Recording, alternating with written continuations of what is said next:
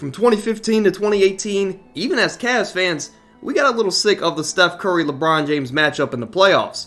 It's now 2023, and we may be seeing that for the very last time. Game 1 goes underway tonight. We're here to cover that as well as the other three series. We're going to give our predictions and much more. Of course, I'm joined by my co-host, Bakari Steve. How you feeling on this Tuesday morning? I feel great. Some good games started in the second round. So it's, as usual, with some exciting basketball going on. This is your early reminder that if you do enjoy what you're seeing or hearing, go ahead and support us, of course, down below. Drop a like, subscribe to the channel as we have a lot of exciting content over here, and all we ask for is a listen. Without further ado, we have some quick news to cover first.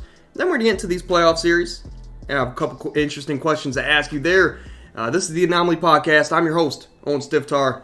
Let's get into it. We're going to start here with the 2023 NBA MVP. It's going to be announced tonight, or at least sometime today. Nikola Jokic, Joel Embiid, Giannis Antetokounmpo. Has your opinion changed at that point? Or I guess I'll ask you, if this award included the playoffs so far, would your opinion have changed? I don't believe my opinion would have changed. I think I picked the Joel Embiid before when we did this, and I mean both of the centers have proven why they're MVP candidates so far in the playoffs. Obviously, Joel is hurt, but his ability to play more team-focused basketball, playoff-winning basketball in that first round, even though it was the Brooklyn Nets, he was able to do that. And, we know that Jokic is a triple-double threat. He's at least a double-double threat in the first half alone every single game. He's proving why he's, a back-to-back MVP, maybe even a third-time MVP. But I still have to lean towards Joel Embiid. Even though, shout-out James Harden. We'll get into that a little later. Shout-out James Harden. I think Joel Embiid he's actually made my point, I feel like, even stronger because of his ability to switch his style of play.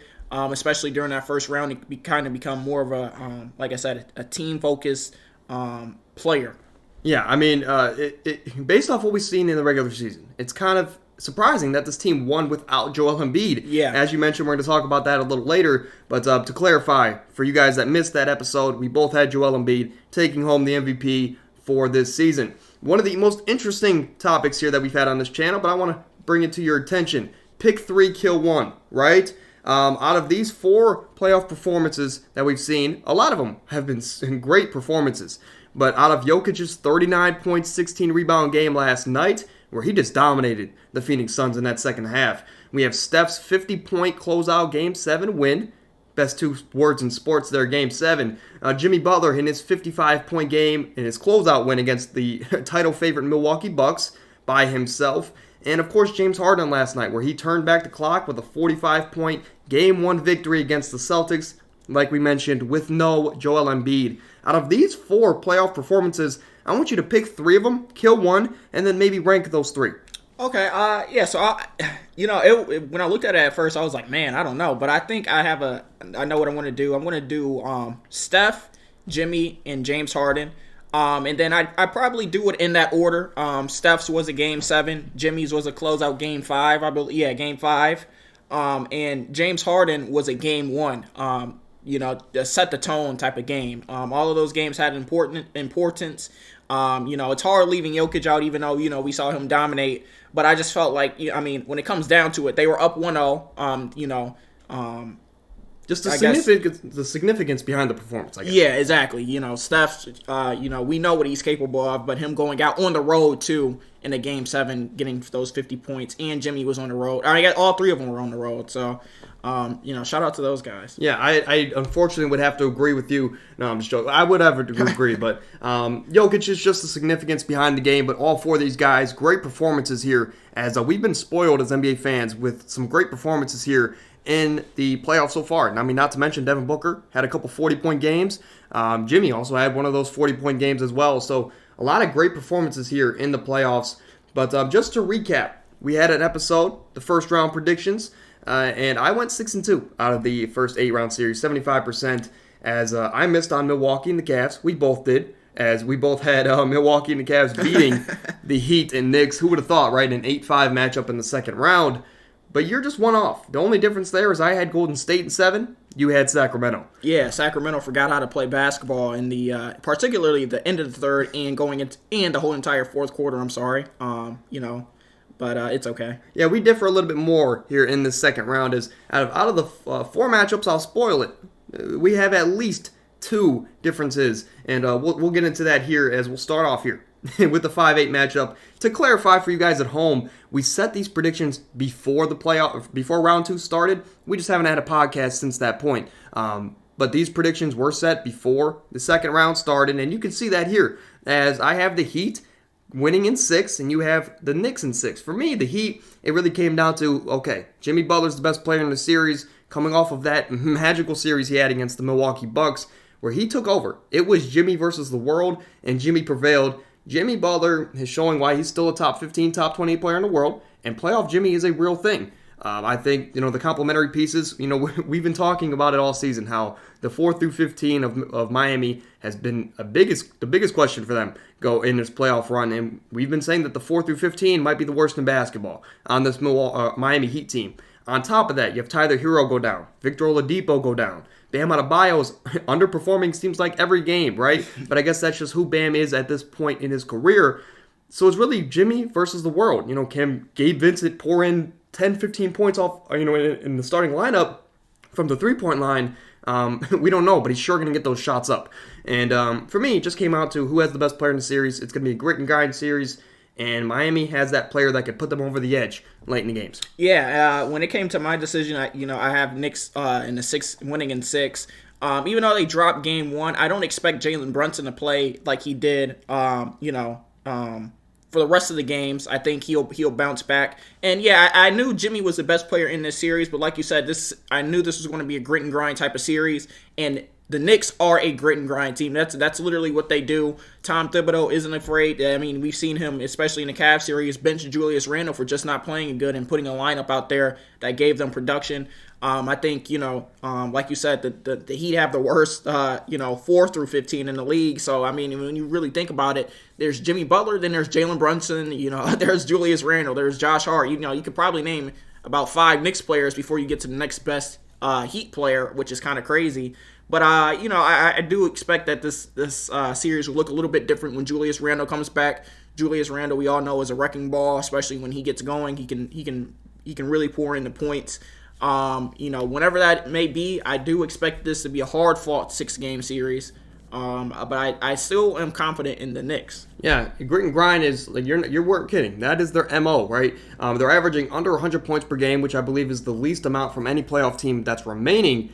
But coincidentally, they have the second best defense to this point, only allowing about 96 points a game. So, I mean, this team is grit and grind. They're going to win those games late in the game, and it always seems to happen on a Jalen Brunson mid-range or step back or floater coming off of a pick, right? Yeah. We do know that Jalen Brunson and Julius Randle are both questionable for Game 2. Whether they're play, we don't know. But, I mean, if they do play, I think they have a pretty good chance to win this Game 2 here in Madison Square Garden. But to me, this Miami Heat team, it's up in the air now. I made this prediction very confidently, just saying, the best player is going to will them through. I don't think Miami makes the finals, but I think they could get through this series, right? Jimmy Butler, he rolled his ankle. And on this team, on this specific team, without their second best player in Tyler Hero, that might be up for argument, but I believe Tyler Hero is their second or third best player, right? That's no question. Without him there, how effective can Jimmy be on this team with a rolled ankle? We saw him walking on the sidewalk, whatever, right? When it comes to running up and down the court as hard as you can, like we know Jimmy does 100% of the time, if Jimmy isn't at 100% and he's not Superman for this Miami Heat team, my question to you is, does Miami have a shot to win the series? I think just because of the inconsistencies of both of these teams, I think Miami will always have a shot. I mean, when you look at it, the Knicks offense isn't, they shoot 44% from the field and 27% from 3. Last game, it felt like they couldn't buy a 3-point shot. Sometimes they settle, especially when you can get them out of their groove early, they settle for really bad shots, out of rhythm shots.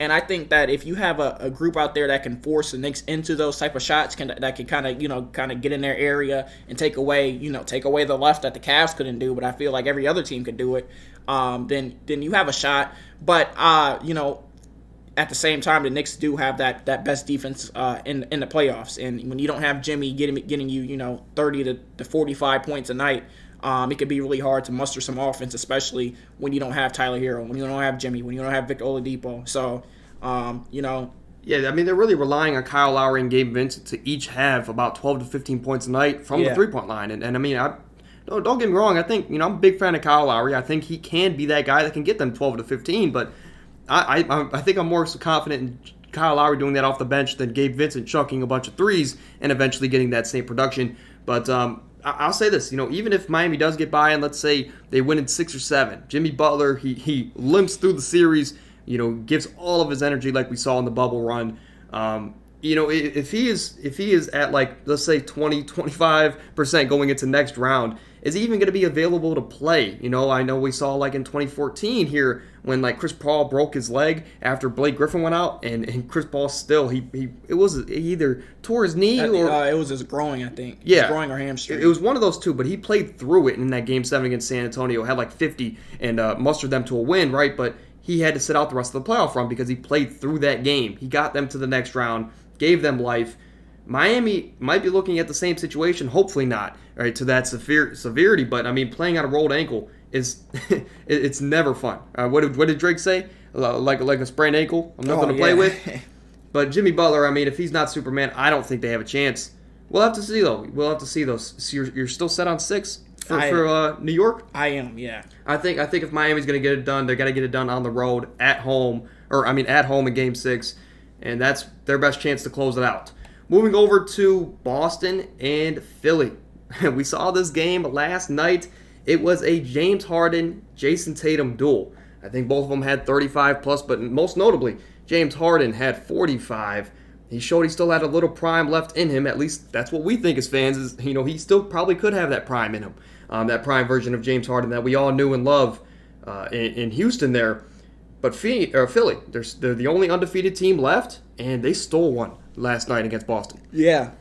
James Harden, like you said, he had that prime Harden, prime regular season Harden game. Tyrese Maxey, shout out Tyrese and Tobias too. But I seen that stat. It's crazy that the last time James Harden had a 45-point game in the playoffs was in 2015.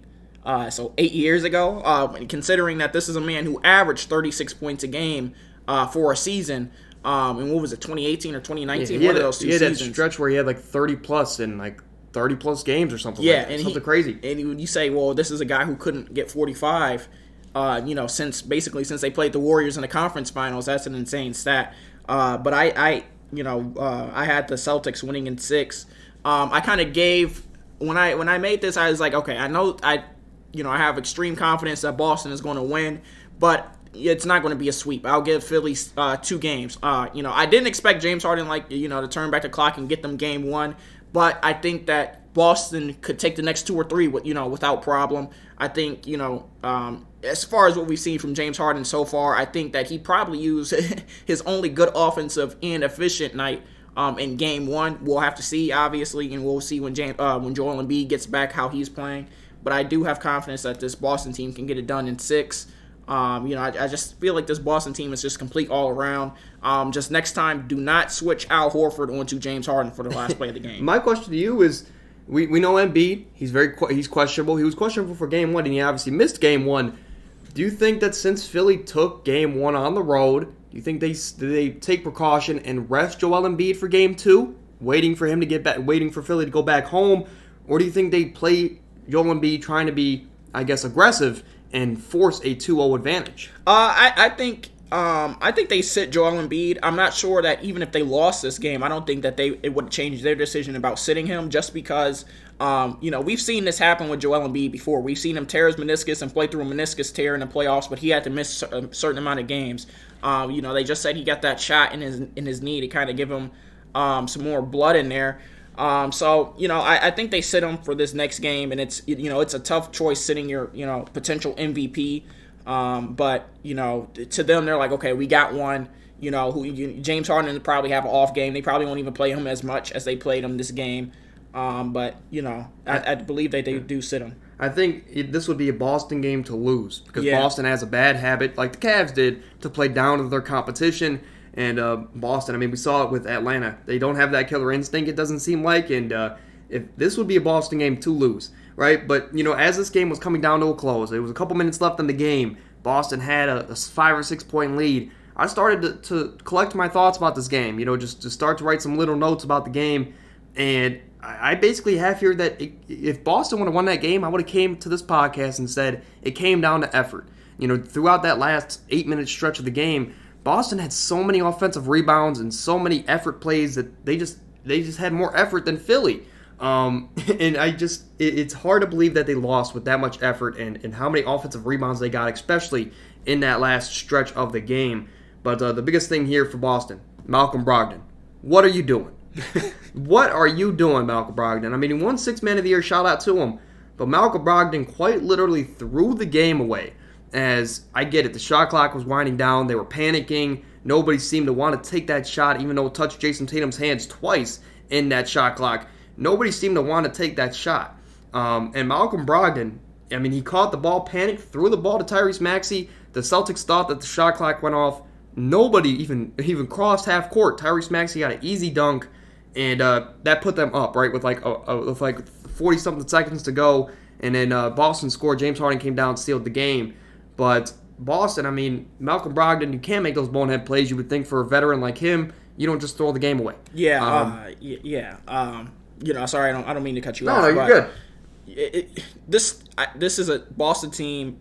I don't think their defensive. How many points they give up, which is 116. I don't think it's reflective of how good they can actually be. And I feel like if you give them a chance to just set their defense, say you take the shot clock violation, you don't get a shot up. Okay, we're going to reset on defense. We're going to get our defense that we want to run out there. And who knows, maybe Al Horford ends up on James Harden again. But you at least give yourself a chance to stop, to get a stop and then go get a score, put you up, 3. And now James Harden, he has to make that shot to tie the game. I don't know who goes through some of these players. Yeah, like you said, I mean, it feels like Boston, we've said it before, it feels like they have like 7 starters, where it's like, you have pieces like Al Horford or Grant Williams or Derek White that come off the bench that could very well be a starter, right? Yeah. And all of them are great defensively. I mean, your worst defender in your first 7 is probably Al Horford just because he's a bit slower. But I mean, that or Jason Tatum. And I mean, Jason Tatum's arguably an all-defensive player this season. Yeah. You have 7 legitimate guys that you could double James Harden. You force. Okay, Tobias Harris had that one crazy play where he dribbled like in a circle and like a Harlem Globetrotter, and he scored with like 0.2 left on the clock in that fourth quarter. But I mean, you got I would rather have Tobias Harris beat us. I'd rather have PJ Tucker open in the corner, even though that's his hot spot. I'd rather lose to PJ Tucker, which he didn't even attempt a shot last game. So he didn't. I mean, for his career, we know PJ Tucker can knock down the 3. This season, he doesn't even shoot the 3, and when he did, it wasn't very efficient. But they let James Harden just be James Harden down the stretch. And, James Harden hasn't always had it going in the playoffs, but he had it going here, and we know that potential is always there. Boston let one slip away, in my opinion. But for me, I had Boston in 5. I thought that coming into the season, especially with Joel missing some time, I thought Boston can just take command of this series. And even if Joel Embiid was playing the entire series, I believe you force James Harden, who we didn't see this prime in him, you force James Harden to beat you. Or you force Tobias Harris to beat you, or in PJ Tucker, you double Joel, take him out the game, and force the other guys to beat you. And I believe when it comes to that point, Boston has way more talent and way more depth than Philadelphia does. But I had him winning in 5, and right now, Boston needs to win 4 straight for that prediction to come true. Yeah. I do want to ask you one question, though. Do you think that, so when it comes to this Boston team, and like it seems like their lack of, like you said, a killer instinct, who do you put that blame on? Because we've seen it last year, especially in that Miami series where it was like blowout for blowout, basically going up into Game 7, and it's like you would have thought somebody in that locker room would have been like, hey, guys, we got to bring out this intensity. Or whether it was the finals where I can think of at least 2 games that they just dropped the ball on, especially I think it was I want to say it was Game 4. They were up by like 6, and then the Warriors came all the way back. And it was like there was no reason for the Celtics to lose that other than them not really having that sense of urgency. I mean, the sense of urgency, like you said, I mean, you would think that it would change maybe with a new coach. Maybe Joe Mazzulla could bring that to this team, that maybe Ime Udoka, it seemed like he was a perfect coach until the finals where he got exposed. But it's got to be Jason Tatum. Yeah. The guy that many people see as a top 5, top 10 player in the world, which He probably is. He's a top 10 player in the world in my books, probably, or not, if not right outside. Jason Tatum's a very talented player. We know both sides of the ball. He could be all NBA, right, on both sides of the ball. But when it comes down to it, especially if your alma mater, or especially if your mentor was Kobe Bryant, for you to touch that ball with 2 times in that last possession there where Malcolm Brogdon ended up throwing the ball away, you got to live and die with your best player taking that shot. I would rather Jason Tatum take a double team shot than have somebody else take a wide open 3. That's just, you give your best player the ball in those moments, and he's supposed to take over. That's been the biggest argument with LeBron in his career, with him and Jordan and Kobe. LeBron is going to make the right basketball play, where guys like Kobe and Jordan were, give me the ball, get out the way. You would like to see a little bit more aggressiveness from Jason Tatum, especially last finals, where we've talked about it. You've said it a lot that Jaylen Brown's he outplayed Jason Tatum in that finals, and he was the best player for the Celtics in that series. Even Derek White at some moments just hitting shots when they needed him. Right, and I understand. Look, I understand Andrew Wiggins was on Jason Tatum, but you can't tell me that there's a defender in this league that can legitimately shut down a talent like Jason Tatum offensively. Jason Tatum just shrunk in the moment. Yeah, we've seen Jason Tatum cook Giannis. Not hurt Giannis. We've seen Jason Tatum go head to head with Giannis and give him 50 before. I agree with you. I think it's Jason Tatum. When his switch is on, it's on. Yes. But I mean, even like last night, he had 39. But like you said, there's just moments he could have did more to help this team. And I feel like I feel like there shouldn't be a case. I feel like your Robin shouldn't have to step up and be your Batman at some moments, because you could tell sometimes it's like Jaylen Brown is like, okay, well, I've been sitting back for too long. I'm not saying the last game, but like especially last year in the playoffs, he could be like, okay, I've sat back for too long and our star isn't doing what we need him to do, so now I want to go and try and get mine. And I feel like as a result that reflected in Jaylen Brown's turnover numbers, especially how high they were last year. But I feel like they were needed if they were going to make some plays. And I think for Boston, it's not one of those situations where, and this is no disrespect to Jaylen Brown, but this is, and I know the situation I'm going to bring up, the example I'm going to bring up is the anomaly, right? But it's not a situation where you have a 1A, 1B like Kevin Durant and Steph Curry. Right. You don't have that superstar player that can take over the game and should be that guy to close the game out consistently at that. Jaylen Brown, incredible player, and I think we'll talk about him in this offseason when we go through our rankings of top 10 at each position. But Jaylen Brown, top 25 player, you would say? Yeah. And that's more so pushing it, right, to the 20-25 range. He's not a level of Steph Curry, Kevin Durant, right? No shocker there. This is not a 1A, 1B type situation. Jason Tatum should be the 1. Brown should be the 2. And Tatum should be the guy that closes these games out for this team, especially with how he's regarded amongst the league as one of the top players. And it's just sometimes he shrinks in the moment. Do you think Jaylen Brown is better than Donovan Mitchell? And that's interesting. I would still go Donovan Mitchell. That might be a little bit of bias, even though Donovan Mitchell's not the two-way player that Jaylen Brown is. But to me, I mean, when we rank shooting guards, it's probably Devin Booker 1. It's probably Mitchell and Brown 2 and 3. That's probably your top 3 there. So I want to be mad at the Jaylen Brown argument. Would you favor Donovan Mitchell or Jaylen Brown? Because I would just think that the offensive firepower and the takeover ability that Donovan Mitchell has as the number 1 guy in his team, I think it just holds a little bit more value than Jaylen Brown. Yeah, I'd take Donovan Mitchell. But, we also haven't seen Jaylen Brown on his own team yet. So it's hard to say, maybe he does. Maybe he's one of those players where it's like, Is he the next Klay Thompson?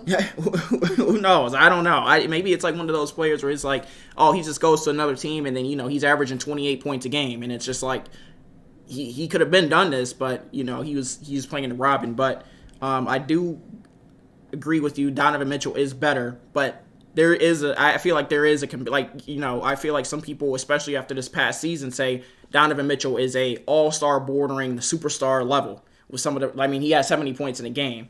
And if there's an argument there, sometimes, I feel like, maybe he could step up and be the Batman sometimes, especially when Jason Tatum is supposed to be that lead player, like you said, and he doesn't step up to the plate. Yeah, Donovan Mitchell is also a couple years older than Jaylen Brown, so I guess maybe when Jaylen Brown's around the same age that Mitchell is now, maybe we can revisit that argument, but I think I'd give the edge to Donovan Mitchell. Moving over to the Western Conference, the 1 seed Denver Nuggets and the 4 seed Phoenix Suns. I think this has been a bit of a surprise here as the Nuggets are now up 2-0 on this star-studded Suns team. But it was a good game in the first half. Good game in the first half. It was very competitive. The Suns had the lead going in half, I believe. But it came down to halftime. And my X factor for this Nuggets team is the mascot. I think his name is Rocky, the mascot for the Denver Nuggets team. But if you guys haven't seen the clip, they were doing a halftime show, and Rocky was on this 40 or 50-foot ladder at midcourt, and he threw a backwards three, and it was nothing but net. I think that was the turning point for this Denver Nuggets team. I'm not even trying to be funny, but maybe that got the team going. As in the second half, Jokic turned up. We talked about it earlier. He had 39 and 16, carving up this Phoenix Suns defense. And I believe it was 2018 or 2019, so some time ago. But Jokic in an interview, he said at one point he called DeAndre Ayton his toughest matchup. He called him his toughest defender. I think Jokic even would say that's hard to believe now. But this game, for Phoenix, CP did it again. CP at 39 years old in the third quarter, he hurt his groin. And at his age, at 39, he's probably not going to be back until the finals if this Phoenix Suns team makes it that far, as the groin injuries usually take about 4 to 6 weeks. But again, Chris Paul at one point played through a torn hamstring, torn knee, everything to will his team in a Game 7. But that was 10 years ago. Yeah, I guess at this point you can expect that. Even if the year they went on that finals run, he didn't even have a right shoulder. I remember he was like, finals. Yeah, he can't even throw the ball up. Like he had that real janky looking jumper because he couldn't get the ball all the way up with just his right hand. It feels like just back and forth between him and Book as far as getting hurt. But I don't know about you, but even Chris Paul getting hurt, it never changed who I had winning this series. Just because, like we were talking about before the pod, it's just, it's hard for me to say that this Phoenix team could beat this Nuggets team who has a well-constructed, 1 through 15 roster, 3 reliable offensive stars who can get their shots. Jamal Murray didn't have the best game last night, but, obviously Jokic exactly. They were able to pull out that win, and they have a solid bench. It's just hard for me to say that Phoenix was going to win this series when every game against the Clippers was a competitive game until the end of the third, beginning of the fourth, because Devin Booker would go on this stretch where he'd just be insane. And then even then, the Clippers would bring the game back with like 4 to 5 minutes left. And then it'd take another scoring outburst from either Kevin Durant or Devin Booker to put the game away. And I feel like, that's too close for comfort from a team that didn't have their 2 best players. They're running off of a 33-year-old Russell Westbrook who has been tossed around, pretty much these last 5 years or so. And I just thought when you go against a team like this that's been constructed, they have a good coach, they have everything you need, it's going to be hard to beat this type of team because they're a level above what you just played against. Bench-wise, we know that Phoenix isn't going to get anything. Josh Okogie probably needs to start downloading Duolingo, to get his Chinese in check. But, that comes when you trade for a guy like Kevin Durant. Mid-season, you haven't had an off-season to kind of fill out the roster around him. Mesh. Exactly. Get some of the players that, obviously they'll do that this year.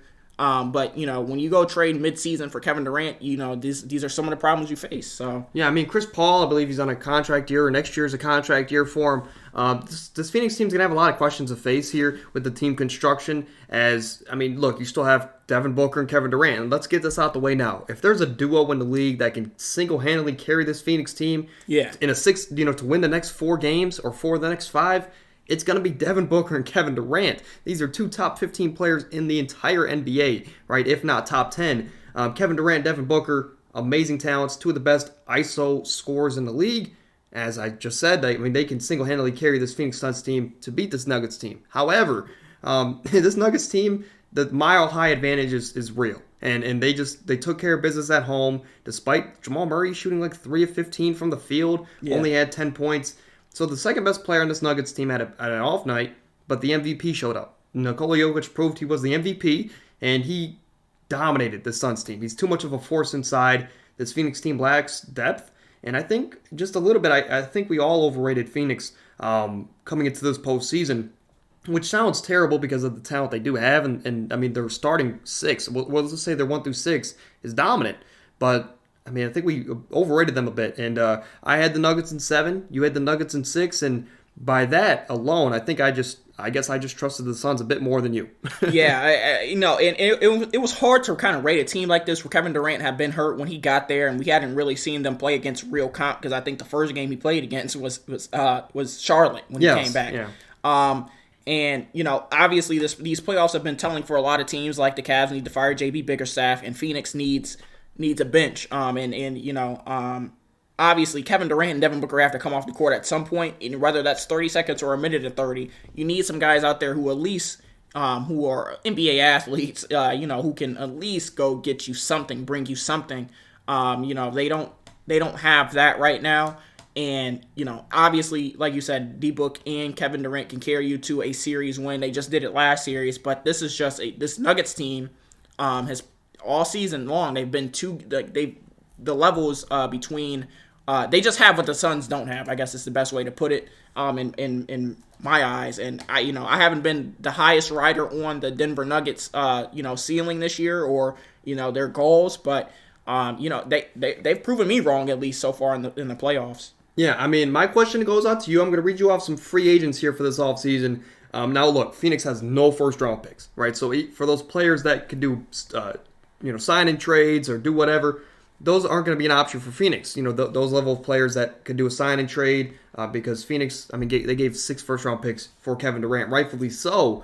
But right now, Russell Westbrook. Do you see maybe a reunion as Chris Paul's health is in question? Russell Westbrook can maybe come in on a vet minimum and play for the Suns team. I think Russ has proven this playoffs that he's worth more than a vet minimum. I think the Clippers will give him around maybe $5 to $6 million. And I think any team that desperately need him is probably going to overpay him for $10 million. And I don't see him going to Phoenix. We're going to start here. James Harden, obviously, he's out the question as he wants too much money. Same thing with Chris Middleton, even though I think he'd be a nice player wherever he goes. I think no matter what team signs him, whether if it's the Mavericks or if he returns to the Bucks, he's going to want too much money. Kyrie Irving, same thing, too much money, even though Kyrie Irving's weird. He might sign a vet minimum to play alongside these guys here in Phoenix. But Kristaps Porzingis, too much money. D'Lo, too much money. Kevin Love. Kevin Love, would you see maybe a fit to maybe space the floor for a Devin Booker, Kevin Durant? He could sign, but even this year compared to last year, his especially with the Cavs, his play declined, and I think he's playing a little bit better now that he's had that time to kind of just, I guess, kind of sit and preserve his body for moments like the playoffs. But, he might take another dip in production next year. So some interesting names here. Draymond Green. Draymond Green, we know him and Kevin Durant have butt heads in the past, but Draymond Green is going to be up for free agency this year. And if Golden State doesn't win a championship, I don't know if he returns. Yeah, I don't think he will. He probably goes to L.A. with Bron, with his father, Bron. But yes. I think in order for the Phoenix to get any free agents that will make a difference with the team, they need to get rid of Chris Paul. Paying a 40-year-old $45 or $50 million for these next 2 years or whatever. It just shouldn't happen. Whether they trade him somewhere and Chris Paul gets bought out and can go with get a vet minimum, which I don't see that happening. But they got to find a way to get off of Chris Paul. And now they probably wish that they didn't sign DeAndre Ayton to that match his contract, because that's where more of their money went. We all know Kevin Durant signed that max extension, last year or this offseason. We all know Devin Booker is on that supermax. So they have a lot of money tied up in that starting four right there. Going to be very interesting to see what happens with DeAndre Ayton. So I guess if they do have a sign and trade, DeAndre Ayton is going to be in that trade. Yeah. So I guess I'm going to rapid fire some questions here. Tell me if you like the fit. Karis LeVert. I do. Off the bench. Harrison Barnes. Better than what they have. Christian Wood. Do you think there's any chance he goes there? No, they probably need more of an inside big. Okay, 2 more here. We're going to go with Kelly Oubre.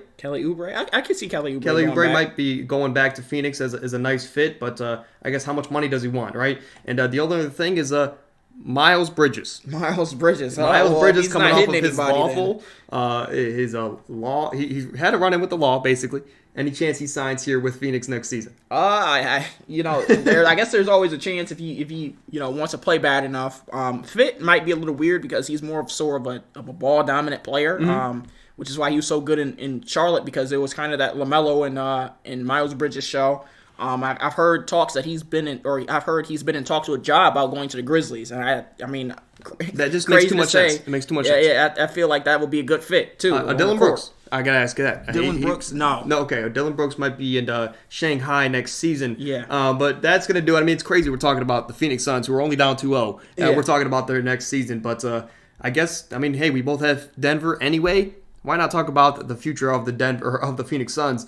But the last matchup here, the 6th seed Golden State Warriors coming off of that Game 7 historic performance from Steph Curry, most points in the Game 7 of all time. They're going up against the Lakers. Golden State will have home court in this series. Steph Curry.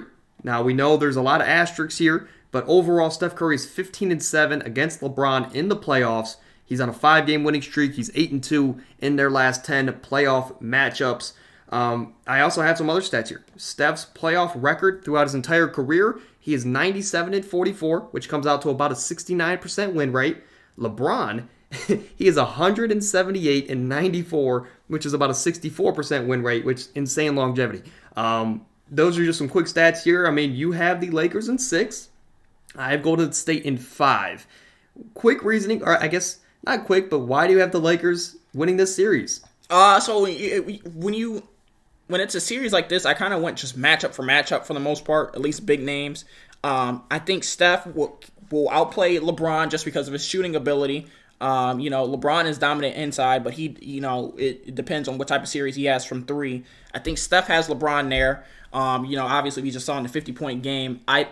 Kevon Looney absolutely ate the Kings' bigs up. I mean, he averaged what? Didn't he average like almost 20 boards a game for the series? Yeah, in 7 games. I think Anthony Davis will significantly decrease those numbers. I think Looney will have a hard time on a locked-in Anthony Davis, not an Anthony Davis that's getting hurt after every jump ball. A locked-in Anthony Davis. I think D'Lo's averaging like 23 points going into this series. D'Lo's been playing good. Austin Reeves has given them some contributions. They're 3-1. Against the Warriors after the trade deadline. So these pieces have proven that they've been able to, and I don't even know if LeBron played in all of those games or not. I don't think he did. But, we saw the first game of the season how this Lakers team looked against this Golden State team. They had the defense, they didn't have the offense. Now they have a solid mix of both. Rui Hachimura has been playing really good. I just feel like this Lakers team has Jordan Poole he's almost unplayable, as crazy as it sounds. He's on a max contract. Draymond Green, I don't think Draymond Green really makes an impact this series. Maybe he guards LeBron and holds LeBron at 2015 and 7. Do we get some Iggy minutes? No. Okay, all right. I can play better defense than Iggy. I could see Iggy maybe find his way on the court there for Golden State. Yeah, I think there would have to be too many crazy X factors on Golden State's side outside of Steph. We don't even know if we're going to get a good Clay this series. Clay has been very inconsistent since he's been back, and it feels like every time he has a good game, he's like, I'm back, and then he'll have 3 of the worst games of his career. So I believe in his Lakers team consistency a little bit more than I do Golden State. I think we're lopsided here. You have the Lakers in 6. I have the Warriors in 5. To me, look, I mean, There's certain matchups for NBA players in the league that you just get up to play for. Draymond, I mean, we know his father, LeBron James. He gets up to play against LeBron. He loves the intensity of the game. He loves to get up and play against LeBron James. Klay Thompson, Klay Thompson probably more than anybody on this team gets up to play LeBron James. There's just been this rivalry there. It's the Bird Magic rivalry of this era. It's the Warriors versus LeBron specifically, right? But the core of Steph Curry, Klay, and Dre, they get up to play LeBron James. And this Golden State offense, I mean, it's to the point where, there's so much movement. De'Aaron Fox even second that, where he was like, he was like, man, what's that about Delly? Had to go to the hospital after guarding Steph Curry after one game. That's real. And that's coming from De'Aaron Fox, who he runs a lot, right, around the court. To me, it's this Warriors offense that there's so much movement, there's so much chemistry, there's so much IQ that goes within this offense, especially in their core. There's so much movement that this Lakers team at times, especially LeBron James, I hate to say it, but LeBron, they get lackadaisical. And if it's not Jared Vanderbilt on somebody, the rest of the offense is moving, and some people they have defensive mishaps, and I think they can't keep up with this Warriors movement offensively, and especially if this game goes at the Warriors' pace, I think this series can be over very quickly. And I will say this as a Cavs fan. as LeBron, greatest player I've ever witnessed play. He's my favorite player to ever play. I want the Lakers to win this series, but as just an analyst here, I think the Warriors will win this series, and I think in convincing fashion, unfortunately, right? And I think that this Warriors team, just with their offense, how much they move, and how much they have over the Lakers, right? This Lakers team, I think, since the trade deadline, like you mentioned, they're 3-0 against this Warriors team, where Steph Curry didn't play in a lot of those, and I don't think LeBron did either. But the depth, I think, goes to the Lakers. They have more depth. And I think they've had like a top 5 defense since the trade deadline. And Anthony Davis has been healthy, which I think they have top 3. That top 3. I think I was going to say number 1, but I didn't want to go that crazy. I think regardless, they've had an amazing defense. Anthony Davis has been healthy, which has been, again, an anomaly. We never see that. And when Anthony Davis is healthy, we know in his career, he's hated the Warriors. And he's always played the Warriors at an extreme rate. As we remember those days in New Orleans where he would drop 40-point double-doubles against Golden State on a regular. This series, I guess, comes down to Anthony Davis. How good is he going to play? To me, I don't think he's going to be playing good enough to get that Lakers team over the hump. And I think just with the defensive mishaps of the Lakers and this Warriors offense movement offensively, they're Golden State's going to get it done. And I think Golden State's going to have a tough matchup there in Mile High in the Western Conference Finals. I guess my only question to you is which, this is the thumbnail of the video, the 5th ring between Steph Curry and LeBron James, and we're not talking about Clay and Dre. Steph Curry and LeBron James, whose legacy does it impact more? Do you think Steph Curry, the 5th ring, means more to him, or do you think it means more to LeBron James? As I think they're both top 10 players right now, with just Steph Curry might move up to top 5 with this 5th ring. Yeah, Steph will probably move up to top 3 to a lot of people, as crazy as it sounds. But it'd be a very reasonable argument. I think he's top 5 all time. Yeah, he'd probably move up to the best point guard of all time. I think a lot of people are keeping Magic there, but Steph will probably move up to the top best point guard of all time. But I think it impacts Bron's more. Obviously, if he can go get a ring at 39, year 20, with everything the Lakers been through, this season, it'd probably, if he's not the GOAT to a lot of people, he'd be the GOAT to them after that, or it'd be hard to kind of shut that down. I don't know. Those Jordan fans are adamant. Hey, LeBron needed 13 finals to win 6 rings. 6 rings or 6 rings. Yeah, right? Yeah. It do him a lot of good. And like I said, saying that it'd probably be his last one. That's why I don't put it past them that they're gonna win this series. The only reason I say 6 games is because we've seen LeBron had a dominant game last series where he had 22, 20, and 7. He only had 22 points. We saw, I think, in that same game, Anthony Davis only had 8 points. Right. That's what convinced me that this Lakers team was legit. That their 2 best players had subpar scoring games and they were able to pull out a game. Obviously, Memphis was hurt or whatever. But they were able to pull out that game. That's what convinced me.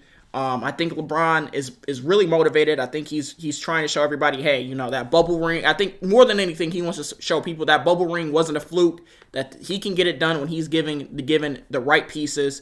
We've seen him express his love for guys like Austin Reeves, Jared Vanderbilt, and D'Lo. I think this would mean a lot more for LeBron and Anthony Davis as well. If Anthony Davis, he could kind of, put those accusations of saying, hey, this guy, he's kind of just reloading with the Lakers. I think this helps Anthony Davis and LeBron, a little bit more than it helps Steph. And, it helps Steph a lot because, it moves him to top 5, top 3 range. He's the best point guard ever.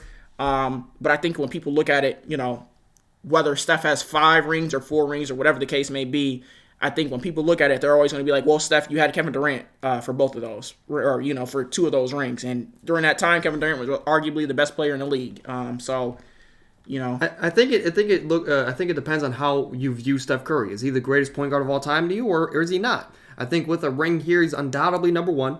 But I have to agree with you. I think even if the Warriors do get this ring, I think the 5th ring would mean more to LeBron James and the Lakers. One as a Cavs fan, nostalgia. This is probably his last chance at a ring. That's such a LeBron thing to do, to be the first play-in team to make it through the play-in, win a series, right, and then go to the finals as a 7 seed against all these great teams where they're the underdog every single series and win the finals. That's a LeBron thing to do. But to me, I'll say that. I think for LeBron, it would make him, it would cause a national, there'd be a national pandemic going on Crazy. It would be a whole summer of MJ or LeBron. Every single day you turn on the news, a sports show, a cooking show, it's going to be MJ or LeBron throughout the entire summer.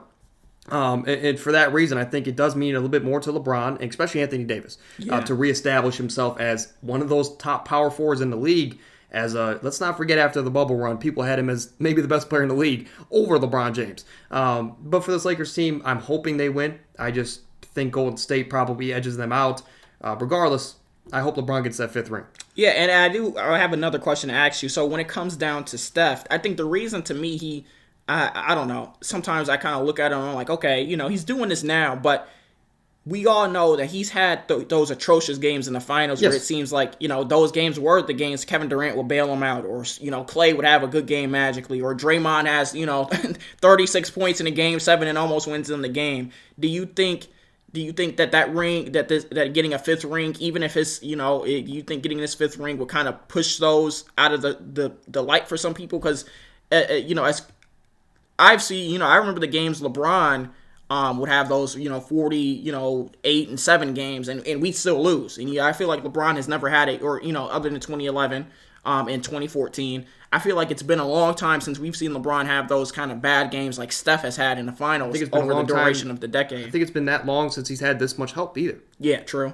But to answer your question, I think, well, like I said, Steph Curry's already the greatest shooter of all time. He's already, in most people's eyes, the best point guard of all time.